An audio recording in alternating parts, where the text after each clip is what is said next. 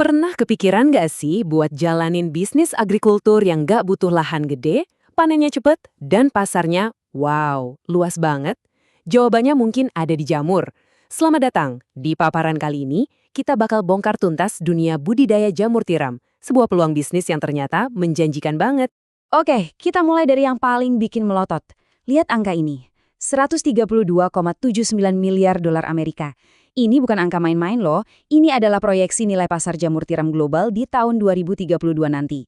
Jadi kebayangkan sebesar apa peluang yang lagi kita omongin ini. Permintaannya itu terus naik, baik di dalam negeri maupun untuk ekspor.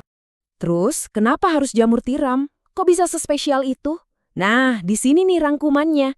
Selain gizinya yang oke punya, modal buat mulainya itu relatif rendah. Siklus panennya juga cepet banget. Dan yang paling keren, jamur ini bisa tumbuh di media limbah pertanian, kayak serbuk gergaji. Jadi lebih ramah lingkungan. Soal permintaan, nggak usah ditanya, tinggi banget. Ini kombinasi idaman dalam agribisnis. Oke, sekarang kita masuk ke bagian gimana caranya. Gimana sih proses budidaya jamur ini dari nol sampai siap jual? Yuk kita bedah cetak birunya, langkah demi langkah. Ini dia, jantung dari semua operasinya. Kumbung atau rumah jamur. Ini bukan sekedar gudang biasa ya. Kumbung ini didesain khusus buat menjaga suhu dan kelembaban yang pas, persis seperti yang dibutuhin jamur buat tumbuh subur. Anggap aja ini apartemen bintang 5 buat para jamur. Jadi, intinya ada di 5 tahap ini. Pertama, siapin media tanamnya, yang biasa disebut baglok. Terus, yang paling krusial, sterilisasi. Ini penting banget buat bunuh semua bakteri atau jamur liar yang bisa ganggu. Salah di sini, bisa gagal panen. Setelah steril, baru deh bibitnya ditanam. Terus diinkubasi di tempat gelap sampai miseliumnya, itu loh benang-benang putihnya, menyebar ke seluruh baglok. Terakhir, tinggal pindahin ke kumbung dan siap-siap panen. Tapi jangan senang dulu. Namanya juga bisnis, pasti ada tantangannya. Setelah tahu prosesnya yang kelihatannya gampang, kita harus siap sama kenyataan. Ada musuh yang mengintai. Ya, hama dan penyakit. Ini resiko terbesar dalam bisnis jamur. Dan ini bukan ancaman yang bisa dianggap remeh. Lihat kutipan ini. Kehilangan hasil panen sampai 49%, bahkan bisa gagal total. Ini artinya, perang melawan hama itu sama dengan perang buat selamatin keuntungan dan bisnis kita sendiri. Terus siapa aja sih biang keroknya? Nah, ini dia beberapa tersangka utamanya. Mulai dari lalat dan kumbang yang doyan makanan jamur kita, sampai jamur kontaminan lain yang ikut nimbrung dan rebutan nutrisi. Kenali musuhmu kan? Itu langkah pertamanya. Oke, masalahnya udah jelas. Sekarang, solusinya gimana? Nah, yang luar biasa. Solusinya bukan pestisida kimia yang mahal dan berisiko. Jawabannya justru ada di sebuah inovasi yang super sederhana, murah meriah dan ramah lingkungan. Dan inilah dia pahlawannya, perangkap baki kuning. Sesederhana kelihatannya, cuma baki warna kuning cerah yang diisi air sabun. Entah kenapa, warna kuning ini menarik banget buat serangga hama jamur. Mereka bakal datang, malah kejebak.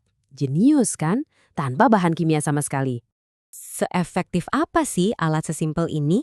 Menurut penelitian, perangkap ini bisa nurunin serangan hama sampai rata-rata 15%. Coba bayangin, cuma modal mangkuk kuning sama air sabun, kerugian bisa berkurang segitu banyak. Inovasi sederhana emang dahsyat. Efeknya nggak cuma itu. Hama berkurang, artinya jamur yang tumbuh jadi lebih sehat dan bagus.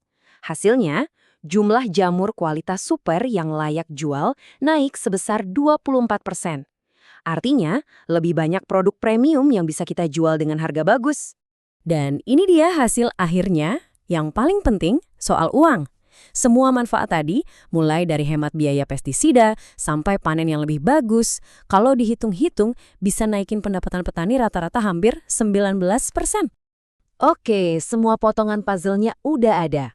Prosesnya, tantangannya, solusinya. Sekarang kita sampai ke pertanyaan pamungkas. Jadi, bisnis ini beneran cuan nggak sih?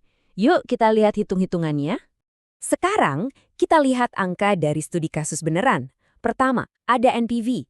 Gampangnya gini, kalau angkanya positif kayak gini, artinya bisnis ini untung. Titik. Kedua, IRR-nya 8,13%. Anggap aja ini bunga dari investasi kamu. Dan angka ini lebih tinggi dari bunga bank. Jadi uang kamu tumbuh lebih cepat di sini.